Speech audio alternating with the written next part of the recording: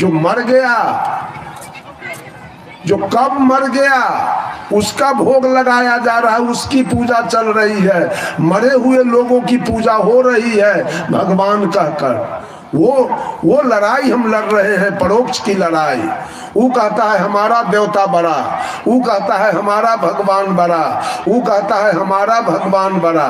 ये लड़ाई हिंदू कह रहा है हमारा भगवान बड़ा, मुसलमान कह रहा है। एक बार मुसलमान लोग तजिया लेके जा रहा था, आगे हिंदू के ब्रह्म बाबा पीपर के पेड़ था, तो तजिया सीधे जाने वाला नहीं था, झुका के जाने वाला था।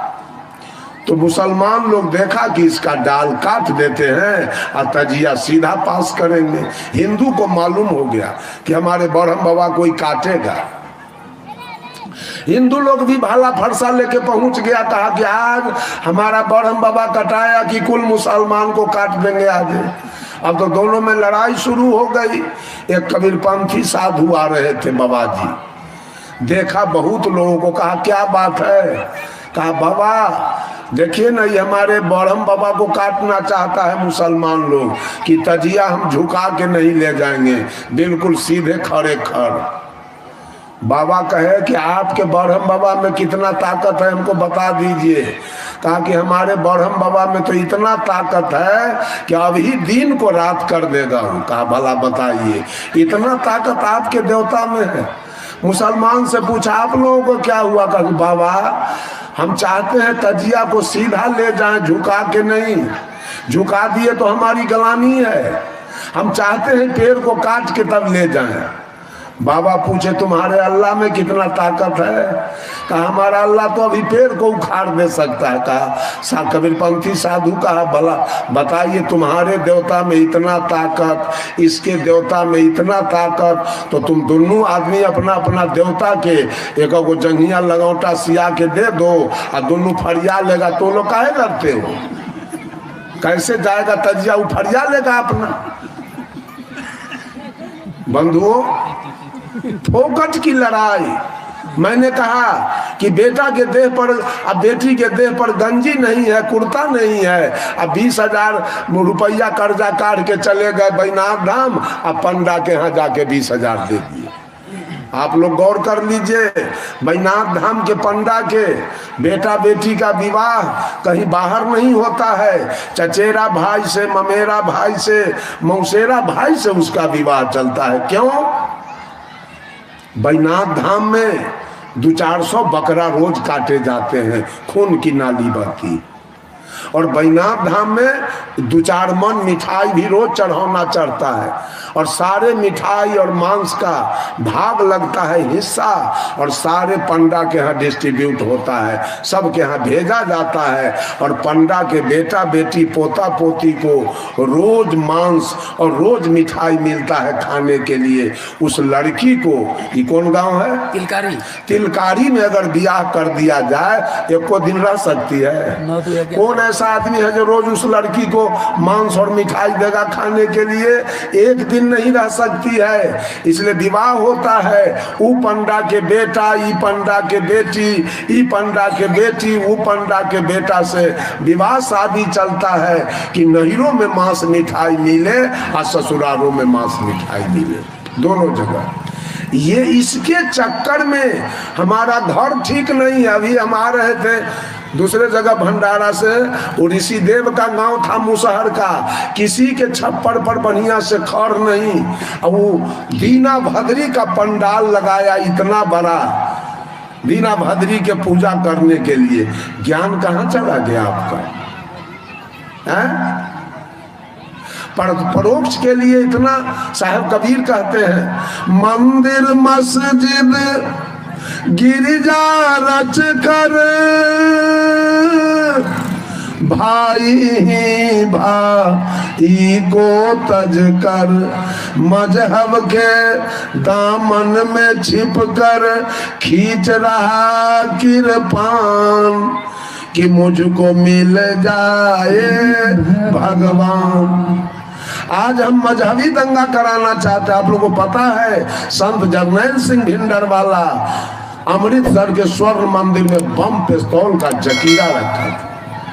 आज आप चलिए मुसलमान के मस्जिद में कितना औजार रखा हुआ है खरीदा करके, एक बेर क्रांति हो जाए तो कितना औजार निकाल देगा वो लोग। बंधुओं, ये लड़ाई हम लोग सांप्रदायिक लड़ाई लड़ना चाहते हैं ईश्वर भगवान के नाम पर। मैं तो कहता हूं कि पिता है कबीरपंथी, अब बेटा कहीं संत मत में चला गया है तो बाप बेटा में बोलचाल नहीं हो रहा है, बाप बेटा में नफरत है। सास है कबीरपंथी, या पुतोह हो गई है शिव चर्चा में, सास पुतोह में बोलचाल नहीं। ये आध्यात्मिक लड़ाई चल रही है, कहीं जमीन की लड़ाई है, मकान की लड़ाई है, खेती बाड़ी की लड़ाई है, गाय भैंसी की लड़ाई है, इज्जत प्रतिष्ठा की लड़ाई है।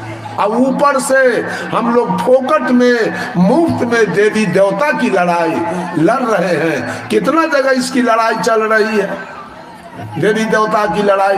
कितना जगह तो हिंदू मुसलमान में चल रहा है, और कितना जगह हिंदू में ज्यादा नफरत फैल गया है।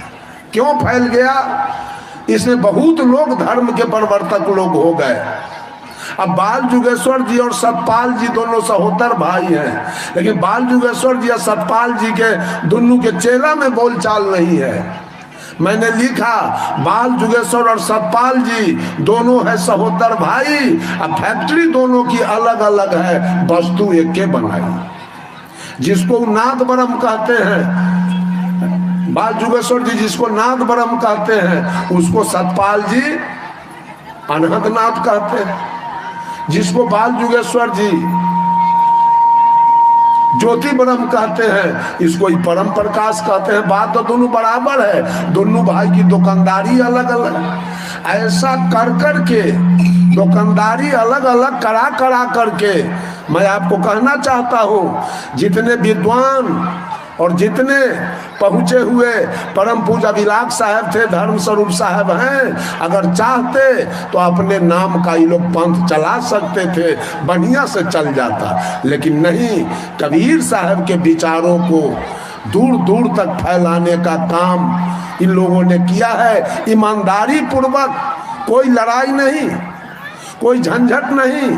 लेकिन आज लोग पंथ में से पंथ निकाल करके ईश्वर परमात्मा के नाम पर अनादिकाल से भगवान राम की पूजा होती आ रही थी, लेकिन आज भगवान राम के नाम पर कितने पंथ अलग अलग चला दिए गए। दिव्य ज्योति जागृति संस्थान चला है, राम की चर्चा हो रही है, रामायण की चर्चा हो रही है, गीता की चर्चा हो रही है, पंथ अलग कर दिया गया। राम की चर्चा हो रही है, रामायण पाठ, पंथ अलग हो गया है, संत मत। भगवान शिव की पूजा अनादिकाल से होती आ रही थी, उनके नाम पर शिव चर्चा अलग किया गया, उनके नाम पर आनंद मार्ग अलग किया गया, उसके नाम पर ओम शांति अलग कर दिया गया। ये आध्यात्मिक लड़ाई लड़ते लड़ते हमारा हिंदू समाज मरने पर तैयार है। जहां से कुछ अंत में मिलेगा नहीं, कुछ पाएंगे नहीं हम लोग।